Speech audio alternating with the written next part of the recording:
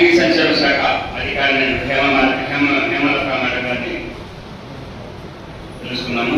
అదేవిధంగా assistant district officer Jagan గారిని వేదికపైకి ఆహ్వానిస్తున్నాము. మండల ఎడ్యుకేషన్ అధికారి అయినటువంటి రామసుబ్రహ్మణ్యం గారిని వేదికగా ఆహ్వానిస్తున్నాము. అదేవిధంగా పలమనేరు మండల గారిని వేదికపైకి ఆహ్వానిస్తున్నాము. వసతి గృహాల యొక్క ప్రవేశం పైన, అడ్మిషన్స్ పైన తగు సూచనల కోసం ఏర్పాటు చేయనటువంటిది. ఇది గతంలో కూడా ఇటువంటి సమావేశాలు బిగినింగ్ లో ఏర్పాటు చేసుకుంటున్నాము.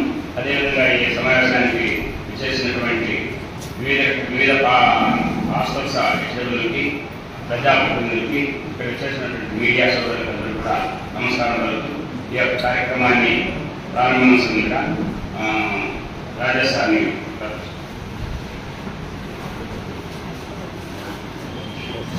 చేసినటువంటి గౌరవమైన తెలంగాణ శాసనసభ్యులు సార్ గారికి, అదేవిధంగా వచ్చినటువంటి ఇతర ప్రముఖులకు అందరికీ నమస్కారాలు. ఇక్కడ సంబంధించినటువంటి అధికారులందరికీ కూడా నమస్కారం. సాంఘిక సంక్షేమ శాఖలో అంటే ఎస్సీ హాస్పిటల్ కోసం అని చెప్పేసి మన పిల్లలు అడ్మిషన్స్ కోసం అని చెప్పేసి ఈరోజు ప్రత్యేకమైన సమావేశం జరుగుతుంది. దానికి మన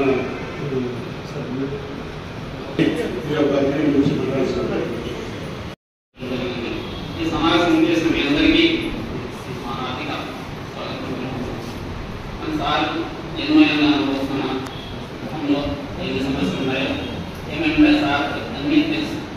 సార్ కొంచెం మా పైన దయచేసి అవన్నీ కాలేజీ బాలు వస్తున్నాం ఒకటి, కాలేజీ బాలికలు వస్తున్నాం ఒకటి, ప్రైవేట్ మీటింగ్లో ఉన్నాయి సార్. తెలుసు మీరు కొంచెం దయపెట్టి వాళ్ళకి ప్రభుత్వ భవనాలు ఏర్పాటు చేస్తే ఇది సొంతగా కలిగించుకోవాలి.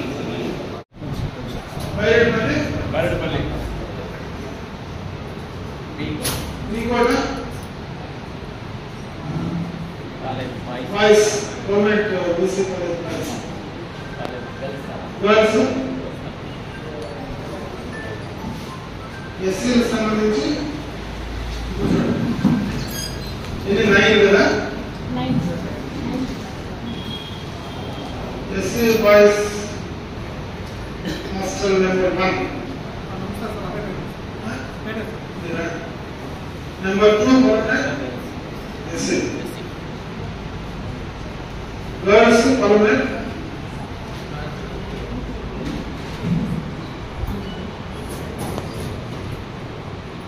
Kolamasanapalli, Rayapeta, Palamaneru college boys, girls college ఇదేనా రెండింటినా? Rayapeta in charge sir, college girls hostel regulars రెండింటికి రాయపేట పలమనేరు దూరం దూరమే సార్. దగ్గర పెట్టేసి రాయపేట ఓవరాల్ గా 900 పెట్టింది మొత్తం కాన్స్టిట్యూన్సీ. 537 టోటల్ గా న్యూ అడ్మిషన్స్ తీసుకోవాలా, వేకెన్సీలు ఉన్నాయి. అదే న్యూ అడ్మిషన్స్ తీసుకోవాలి. మరి మీకు 365 లో వచ్చినట్టుంది ఖాళీ ఉన్నాయి. ఎందుకు ప్రతిసారి డిమాండ్ ఉంటాడు కదా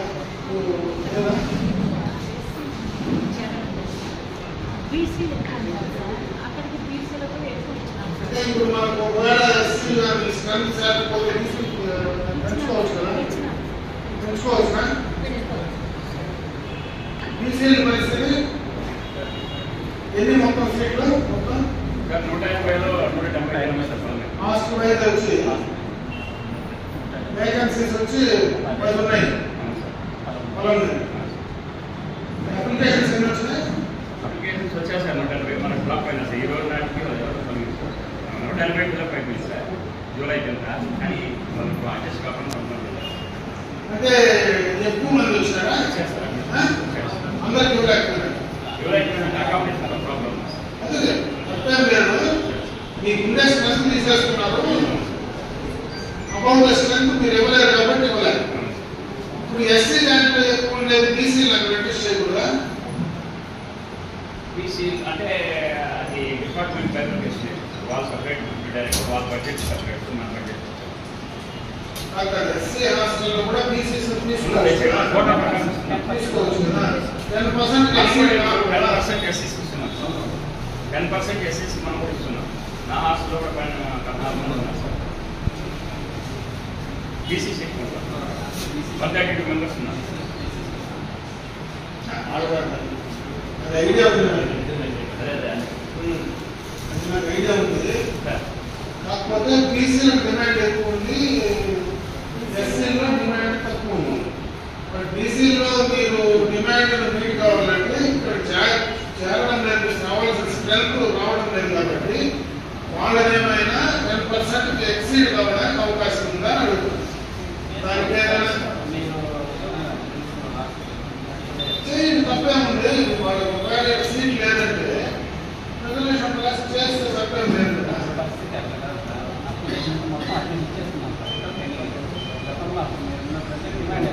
చాలా ఎక్కువ ఉంటాడు.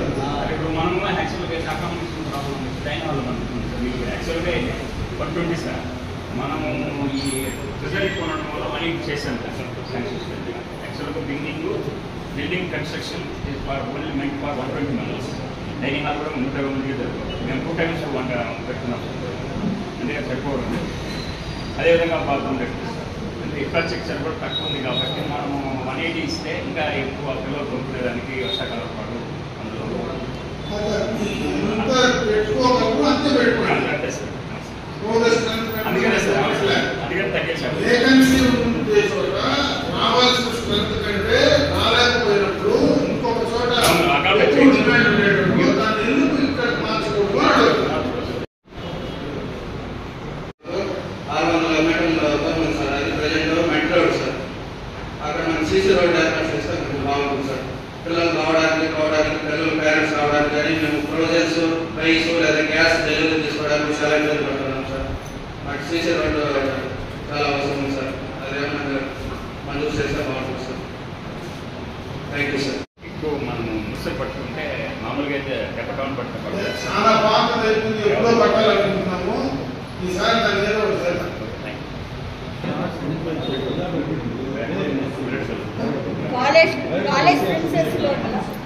కాలేజ్ ప్రిన్సెస్ లోపల గవర్నమెంట్ శాంక్షన్ చేసింది సార్. ఇక బిల్డింగ్ కన్స్ట్రక్షన్ మొదలు పెట్టాలి.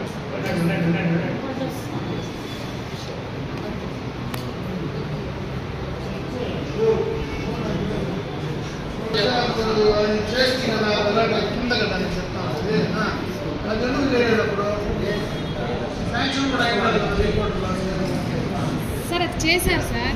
వెనక పక్క శివాలయం గ్యాప్ అయింది సార్. వెనక కూడా కట్టారు సార్, మొత్తం కట్టారు. వెనక ల్యాండ్ లెవెలింగ్ చేశారు శివాలయం వస్తారా. అప్పుడు గోడను ఆ ల్యాండ్ ఒకటే కాంపౌండ్ అయితే లేకుండా ఉండేది. కాంపౌండ్ శాంక్షన్ చేసి నాకు పని చేశారు. తర్వాత ఏమైతే నాకు తెలియదు. అది హైట్ పెంచితే సరిపోతుంది. అడిషనల్ బిల్డింగ్ కూడా అవసరం. మనకి 120 శాంక్షన్ అంటే 169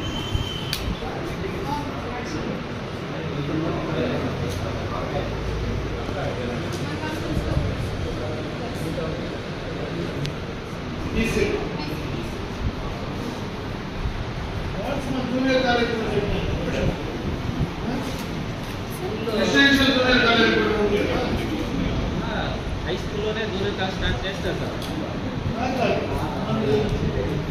తెచ్చినాం కదా, లాస్ట్ గవర్నమెంట్ శాంక్షన్ చేసినాము, స్టార్ట్ కూడా చేసినాము, ల్యాండ్ అలొకేట్ చేసినాము, బిల్డింగ్ కూడా రాయలపేటలో పెట్టాము. మళ్ళీ మార్చి పెట్టారు.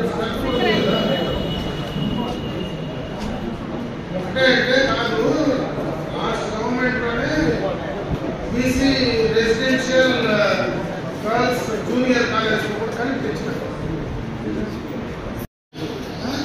గర్ల్స్